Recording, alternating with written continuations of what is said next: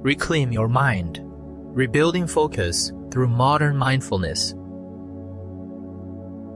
Everyone knows that in today's era, staying focused has become downright exhausting. Have you ever felt like your brain is completely out of control, your thoughts scattering everywhere, while anxiety and distraction become your daily default? That is why, in today's exploration, we're diving into something exceptionally practical. We won't be dealing with dry, rote memorization. Instead, we're deconstructing ancient Buddhist wisdom into a cutting-edge, highly actionable modern psychological framework designed to help us reclaim absolute control over our minds. Ready? Let's dive straight in. The leaky net. Consider a striking mental image that hits right where it hurts. Imagine holding an old, tattered fishing net full of holly. You take a deep breath and blow into it as hard as you can, trying to inflate it like a balloon. It seems absurd, right? Completely impossible. This is precisely how ancient philosophers critiqued our modern plight. When we try to force inner peace or chase spiritual alignment with a deeply cluttered, leaky mind, we are doing nothing more than blowing into a fishing net. All our effort drains away instantly through the structural holes of our scattered thoughts. So, how do we mend the net? Our roadmap today is divided into 5 clear steps. Step 1. Uncovering the essence of mindfulness. Step 2. Diagnosing the distracted mind.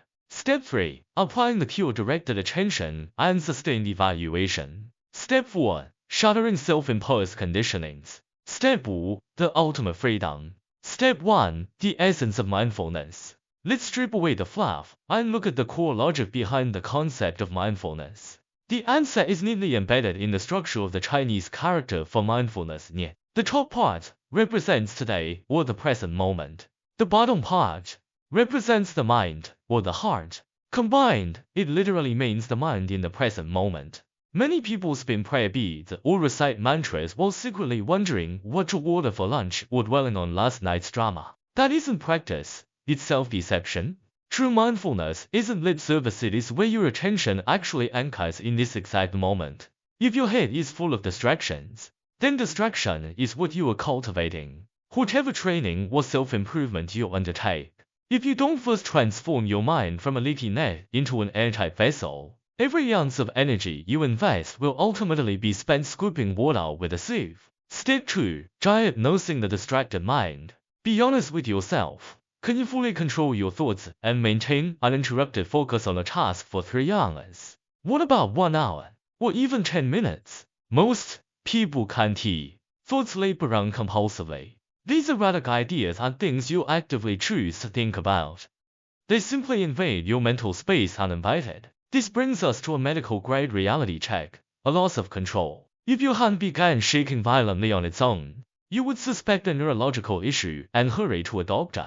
If you couldn't stop blabbering nonsense, you'd know your nervous system was malfunctioning. Yet, when your mind spins out of control every single day with endless mental chatter, you treat it as normal. Classic texts point out this precise diagnostic truth. Our cognitive system is currently running in a state of severe malfunction. Step 3. The cure. Directed attention and sustained evaluation. When people hear the word meditation, they often picture someone sitting motionless like a block of wood. That is a total misconception. In classical frameworks, the initial state of deep focus, the first absorption, relies on 2 dynamic engines, directed attention vitakka, and sustained evaluation vicara. Far from being stagnant, this is an extraordinarily sharp and active process that requires you to observe cause and effect with absolute precision. To see how this works in practice, consider the example of planting a flower. Directing attention. First, you identify the exact underlying conditions needed for the seed to sprout, such as the required light, soil, and water. Sustaining evaluation. Next, you regulate those conditions without variance, maintaining optimum moisture and temperature continuously. The results. Finally, the flower blooms as an absolute certainty. There is no anxiety involved, you simply control the conditions, and the outcome follows automatically. Deep application. Seeing the chain of cause and effect. Consider how this applies to deeper psychological choices. Take the classical example of eating meat purely for sensory pleasure. Beyond the immediate moment, every action initiates a cause and effect chain. When you act without awareness, You bind yourself to a cycle of action and reaction. True practice means your perception penetrates past immediate indulgence to see the entire cause and effect loop clearly. If the downstream cost is something you aren't willing to bear, you simply drop the impulse on the spot. That is real clarity and self-mastery. Step 4. Shattering self-imposed conditionings. What binds us and keeps us trapped in these reactive loops? Conditioning habitual impression. Consider a classic cultural contrast. A local delicacy like stinky tofu or century eggs might seem entirely unpalatable to an outsider unused to it. Conversely, heavily aged, pungent blue cheeses are considered exquisite delicacies by those raised with them. This proves that absolute subjective preferences do not exist in the objective world.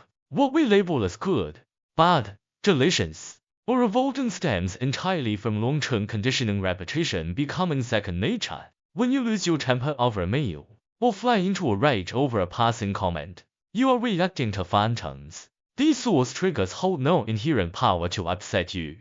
They are arbitrary rules you have absorbed over time. We write a line of mental code, forget we wrote it, and spend the rest of our lives imprisoned by it.